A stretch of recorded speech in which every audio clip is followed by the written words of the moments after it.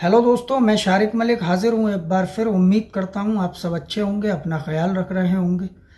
दोस्तों, आज की कहानी मैक्सिको की कहानी है। ये एक ऐसी कहानी है जिसे सुनने के बाद आप भी सोचने पर मजबूर हो जाएंगे कि आखिरकार ये कैसा बंदा था जो इतनी सिक्योरिटी, इतनी सुरक्षा होने के बाद भी 2 बार जेल से ये भाग जाता है। इसकी पूरी कहानी सुनिए, आपको कॉमेडी भी नज़र आएगी, हंसी भी आएगी और ताज्जुब भी होगा। तो ये कहानी है मैक्सिको की। मैक्सिको में एक शहर है सिनोलोआ। इस सिनोलोआ शहर में एक पैदाइश होती है इसकी। इसका नाम था एल चापो। इसकी पैदाइश एक किसान के घर में होती है, वो किसानी करते थे। अच्छा, मैक्सिको में ड्रग्स का धंधा बहुत ज़्यादा है। वहाँ पर 60% इसका धंधा है। मतलब पूरी दुनिया में जो ड्रग्स का जो खेती होती है वो 60% सिर्फ मैक्सिको में होती है, बाकी और कंट्रियों में होती है। तो ये वहाँ पैदा होता है, बड़ा होता है, किसानी करता है। अब ये जैसे जैसे बड़ा होता है तो फिर ये बाहर निकलता जाता है, अपने पिता से अलग काम की फिराक में ये लग जाता है। इसके बाद ये जवान होता है, बड़ा हो जाता है। उसके बाद ये एक गैंग ज्वाइन करता है, सालाज़ार। इसके बारे में शायद आपने सुना भी हो, एक सालाज़ार गैंग था।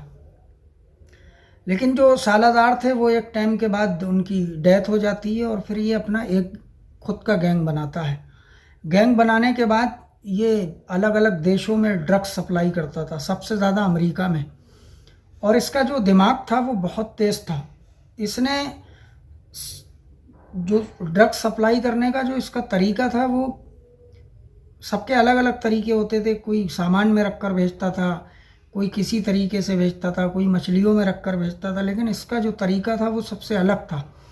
इसने मैक्सिको से लेकर और अमेरिका तक एक सुरंग बनाई थी अंदर ही अंदर, और उस सुरंग के ज़रिए इसकी जो ड्रग्स होती थी वो सप्लाई होती थी। इसमें काफ़ी लोग मिली भगत होती थी, अमेरिका के भी लोग मिले हुए होते थे और मैक्सिको के भी होते थे। खैर, अब जब इससे काफ़ी परेशान हो गए, मैक्सिको की जो सरकार थी वो बहुत ज़्यादा परेशान हो गई, क्योंकि इसका नाम हो रहा था और ये बहुत बड़े लेवल पर इसका धंधा कर रहा था।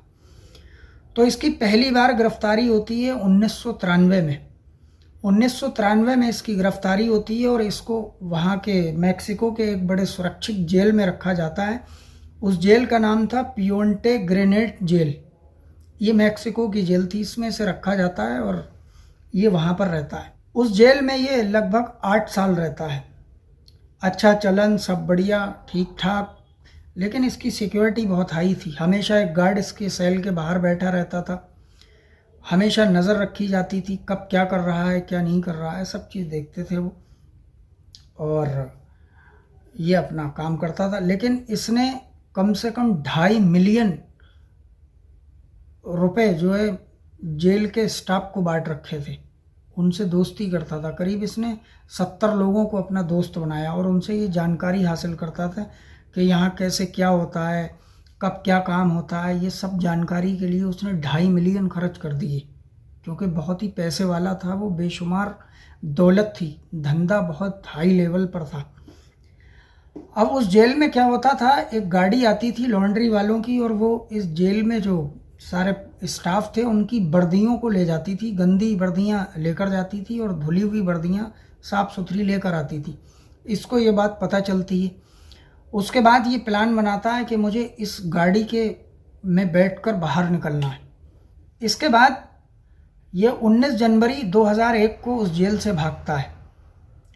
और उस जेल से भागने की जो कहानी थी वो ये थी कि जो वो वर्दी गंदी जाती थी उस गाड़ी तक, जो लॉन्ड्री वाले की गाड़ी, ट्रक आता था, उस ट्रक तक जो एक ट्रॉली में लेकर वो जो गार्ड थे, सिपाही थे, वो लेकर जाते थे। तो इसके सेल के पास वो ट्रॉली आती है। उस ट्रॉली में नीचे की साइड में थोड़ी खाली जगह होती थी, उस ट्रॉली में ये बैठ जाता है। ऊपर से वो लोग वर्दियाँ डाल देते हैं, कपड़ा डाल देते हैं और उस ट्रॉली को ये ले जाते हैं, गाड़ी के पास लगाते हैं और उसमें सारे ही बंडल, पोटली टाइप के बंडल होते थे, वो बंडल उस गाड़ी में डाले जाते हैं। तो इसको भी उसके साथ में अंदर उस गाड़ी में डाल देते हैं। अच्छा, इस जो ये भागा था तो इसमें पूरा स्टाफ ही मिला हुआ था, यहाँ तक कि जो लॉन्ड्री की जो गाड़ी आई थी वो भी मिले हुए थे। इसने बहुत पैसा खर्च किया था इसके लिए, और जेल के जो सिपाही थे वो भी मिले हुए थे।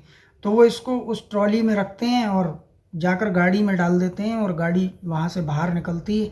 अब इसको पता था कि मैं इस गाड़ी में हूँ और इस गाड़ी से मुझे निकल जाना है। अब ये बाहर जब उस जेल से काफ़ी दूर पहुँच जाते हैं तब वो गाड़ी रुकती है, वहाँ पर एक कार आती है, उस कार में बैठकर और ये फ़रार हो जाता है। अब जब ये फ़रार होता है तो मैक्सिको की सरकार की बड़ी नाक कटती है, प्रशासन पे उंगलियां उठती हैं। उधर अमेरिका का बड़ा प्रेशर था और अमेरिका के प्रेशर में ही इसको गिरफ्तार भी किया गया था, क्योंकि अमेरिका को सबसे ज़्यादा नुकसान था। वहाँ के नौजवान नवयुवा सब लोग ड्रग्स का इस्तेमाल कर रहे थे, जिससे बहुत ज़्यादा बर्बादी हो रही थी और आज भी करते हैं। तो अमेरिका इसको हिदायत देता है और कहता है ये क्या, तुम्हारा तो सब कुछ बेकार है और बहुत घटिया किस्म की तुम्हारी सिक्योरिटी है। इसके बाद मैक्सिको पूरे तन मन धन से इसकी तलाश शुरू करता है और इसको पकड़ने के लिए पूरी टीमें जुट जाती हैं। इसके बाद 2014 में इसको एक बार फिर गिरफ्तार किया जाता है, और इस बार जब गिरफ्तार किया जाता है तो इसके किसी जो मुखबर ने या किसने खबर दी, ये जहाँ से पकड़ा जाता है वहाँ पर एक सुरंग थी, उस सुरंग में ये पकड़ा जाता है। ये भी पहली बार हुआ था कि कोई जेल से भागने वाला इंसान एक सुरंग में हो, और सुरंग में से इसको पकड़ा जाता है। अब इसको पकड़ने के बाद मैक्सिको की एक ज़बरदस्त सिक्योरिटी वाली एक जेल थी जिसका नाम था मैक्सिकल एल्टी प्लानो जेल। ये ज़बरदस्त सिक्योरिटी थी, इसमें 24 घंटे कैमरे की निगरानी थी इसके सेल पर, मतलब एक परिंदा भी पर नहीं मार सकता। इसकी सेल के आगे दो गार्ड हमेशा तैनात रहते थे, वो हमेशा बैठे रहते थे कि ये कब क्या कर रहा है, कब क्या नहीं कर रहा है।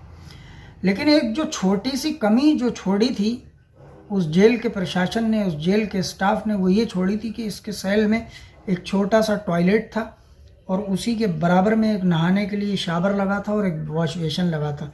बस उतना हिस्सा उस कैमरे की जद से बाहर था, क्योंकि ये भाई अपना टॉयलेट पॉटी के लिए जाना हो या नहाना हो तो वो नंगा होता होगा, तो इसलिए उसको जो है कैमरे की निगरानी से उतनी जगह को सिर्फ हटा दिया था। अब ये रहता है, लगभग इसे 1 साल हो जाता है, 1 साल तक ये रहता है और कोई दिक्कत नहीं होती। और जब भी ये अपने उसमें शावर की तरफ जाता, टॉयलेट के लिए जाता या नहाने जाता, तो इसको हद में हद 20 से 25 मिनट लगते थे और ये वापस फिर इधर साइड में आ जाता था। गार्ड सामने बैठे रहते थे, सिपाही जो थे। अब अचानक से 11 जुलाई 2015 को शाम के वक्त ये अपनी जगह से उठता है, जो इसका एक बेड वेड टाइप का था अपने ही सेल में, वहाँ से उठता है और अपने उसके वॉशरूम की तरफ जाता है, शावर की तरफ, और वहाँ जाता है। अब गार्ड इसको देख रहे होते हैं और 24 घंटे कैमरा चल रहा होता है, उसकी निगरानी चल रही है, वो अलग। इसके बाद इसको 10 मिनट होते हैं, 15 मिनट होते हैं, 20 होते हैं, 25 मिनट हो जाते हैं। अब जब 25 मिनट हो जाते हैं और ये वापस नहीं आता तो सामने बैठे गार्डों को कुछ अटपटा लगता है और शक होता है। अब वो और स्टाफ को बताते हैं कि जो एल चापो है वो काफ़ी देर से अपने वॉशरूम की तरफ गया, अभी तक वापस नहीं आया। तो ये सब लोग जाते हैं और उसको आवाज़ देते हैं, लेकिन कोई आवाज़ नहीं आती। इसके बाद और स्टाफ को बुलाया जाता है, उसके सेल की चाबी लाई जाती है। अब जब पूरा स्टाफ इसके सेल को खोलकर जब अंदर जाता है तो दंग रह जाते हैं सब, जितने लोग थे सब, और हैरान हो जाते हैं कि क्योंकि वहाँ से एल चापो गायब। अब ये परेशान होते हैं और भागते हैं उसकी सेल में। उधर शावर की साइड में जब जाकर देखते हैं, जहाँ वॉश बेसिन भी लगा था, वहाँ देखते हैं तो उसके नीचे काफ़ी बड़ा गड्ढा था, और उस गड्ढे में देखते हैं तो वो गड्ढा नीचे। अब साहब उसकी पूरी जांच होती है और एक हड़कंप मच जाता है पूरे मैक्सिको में कि एल चापो फिर से फरार। अब जब देखा जाता है उस गड्ढे की जब जांच होती है तो वो एक सुरंग थी, और वो सुरंग की जब लंबाई नापी जाती है तो उस सुरंग की लंबाई थी लगभग 1.25 किलोमीटर।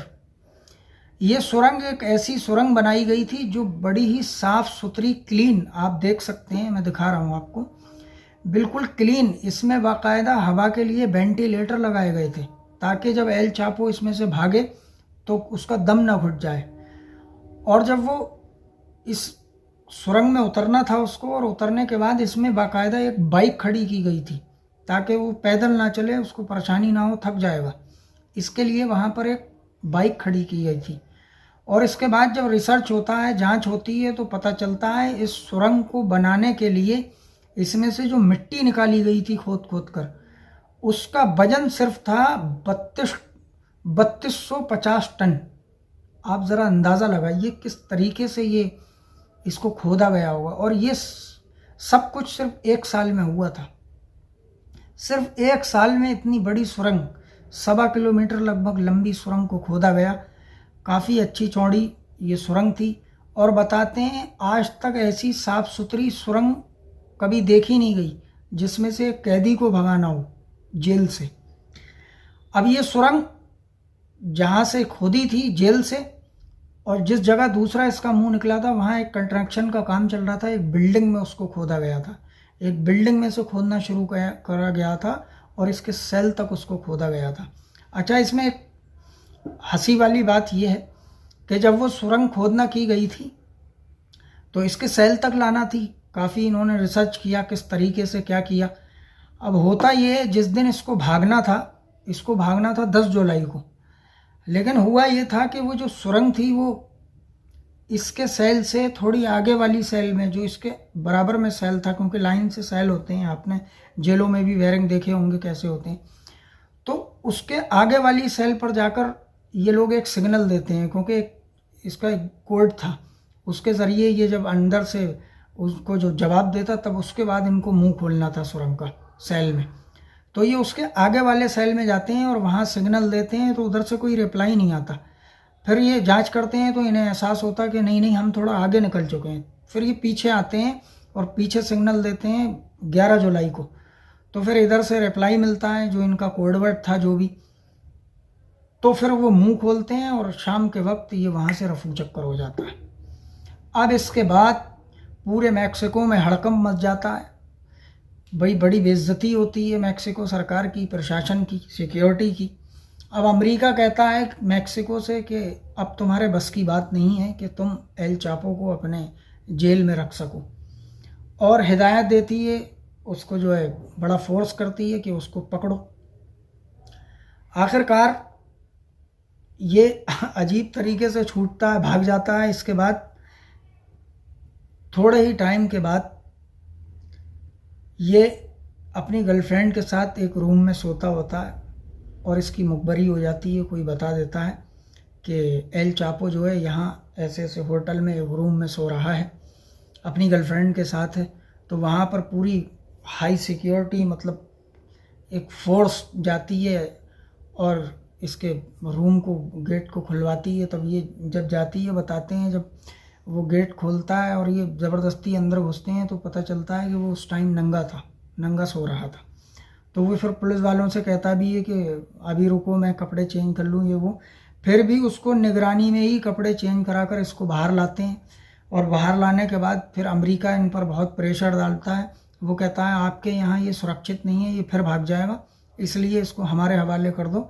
और फिर अमेरिका अपने यहाँ के जेल में रखती है। अच्छा, इसका एक इंटरव्यू हुआ था, एक हॉलीवुड स्टार है उसके साथ। उससे जब इसका इंटरव्यू हुआ था तो इसने कहा था कि जब भी आप पकड़े जाओ तो परेशान ना हो, क्योंकि पकड़ने के बाद एक जगह ऐसी होती है जहाँ से आप भाग सकते हो। कितनी भी सिक्योरिटी हो, कितनी भी पाबंदी हो, कितना भी हाई अलर्ट, कुछ भी हो, लेकिन एक जगह ऐसी होती है जहाँ से आप भाग सकते हो। तो इस वजह से भी अमेरिका में बड़ी सिक्योरिटी रहती है। अच्छा, जब भी इसको, अब वहाँ अमेरिका में जिस जेल में ये बंद है, वहाँ से इसको अदालत तक लेकर जाया जाता है। जब भी पेशी होती है तो बताते हैं ऊपर से हेलीकॉप्टर से इस पर नज़र रखी जाती है, नीचे पूरी रोड के ट्रैफिक हटा दिए जाते हैं, कोई भी और दूसरी गाड़ी सवारी कुछ नहीं चलती, सिर्फ इसकी गाड़ी जाती है। तो इस पर बिलियनों के हिसाब से अमेरिका ने पैसा खर्च कर रखा है, ये भी एक अपने आप में फैक्ट है।